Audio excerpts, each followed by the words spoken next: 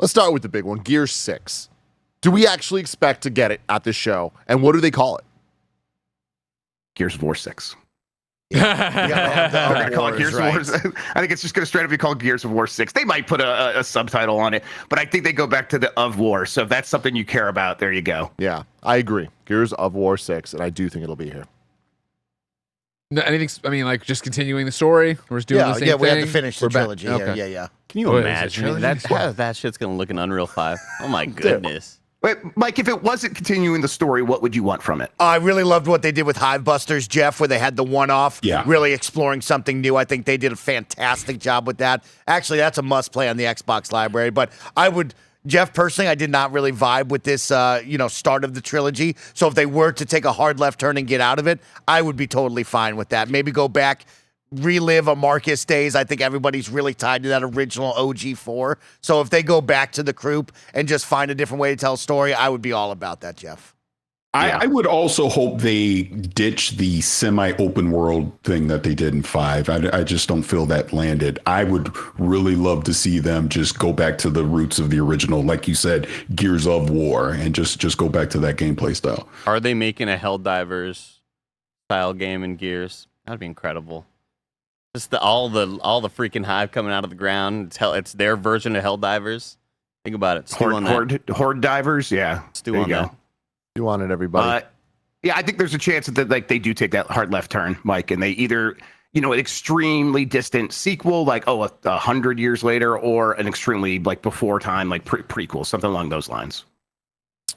Do we get a Gears collection? And if we do, is it coming to PlayStation? Mike? I think the Gears collection would be a big win. We saw that with Master Chief Collection, to have all of those games kind of bundled under one umbrella that you can now play on this next-gen hardware without having to go through your closet and find everything.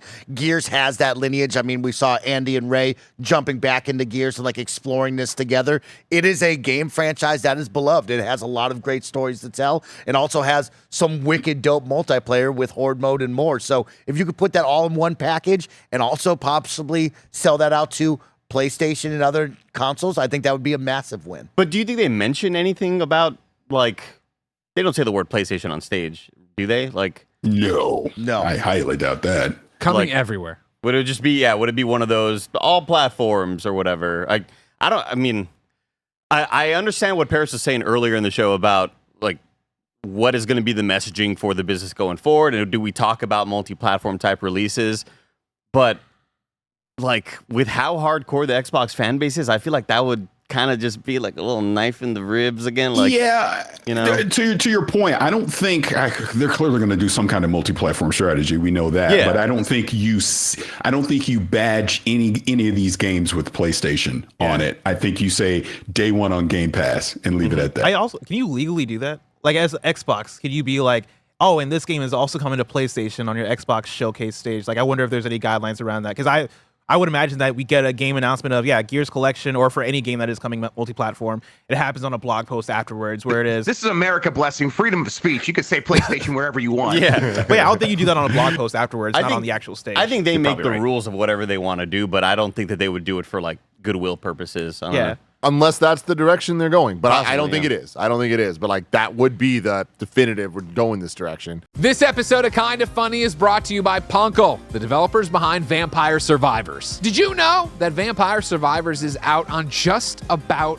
everything? That's right, you can play it this very second on PC, Xbox, Switch, and mobile. And if that wasn't enough, it's coming to PlayStation this summer with a Platinum Trophy, and I just so happen to be stoked. Why? Because it's awesome! Vampire Survivors is a gothic horror casual game with roguelike elements where your choices can allow you to quickly snowball against the hundreds of monsters that get thrown at you. Mow down thousands of night creatures and survive until dawn. Pick your character, spend your gold on power-ups, and get to being the bullet hell in the game that features absolutely zero vampires. Punkle even just released the new DLC Operation Guns, featuring the classic and timeless Konami IP, Contra. We've been talking about this game for years, so there's no reason not to support it now. It's as affordable as a cup of coffee. Get Vampire Survivors on your platform of choice this very second, and thank Punkle for sponsoring Kinda Funny. Grub, any thoughts on a Gears collection?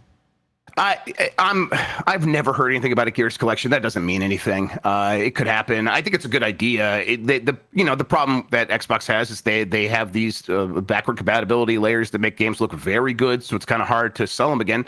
Where you could do that is, hey, it's on PlayStation now, or even putting out of like, hey, we made it so it runs really good on Steam Deck. So go get it on PC again, or that's properly possible. on Steam at all. Because after playing Gears of War 1 for the first time, like I think it's only available on the Microsoft Store, and it's not, it's just not the most player-friendly thing to buy a game on the Microsoft Store anymore. Unless it's like an Xbox Game Pass PC app. That's like, you can go get that there, because the Gears trilogies, the old Gears games are still not available on the Xbox Game Pass PC app. Paris? So if I can give my uninformed opinion on this, I don't think it's a collection. I think you remake the original Gears of War in Unreal 5, and yeah, it's on PlayStation. Do they say PlayStation on stage and then No. get raided by the police? Blog post later. Yeah, exactly. Blog post later. Do we see Double Fine's next game? What do you define as C? Do they talk about it? Like, is it announced? I don't think so, but I could easily see.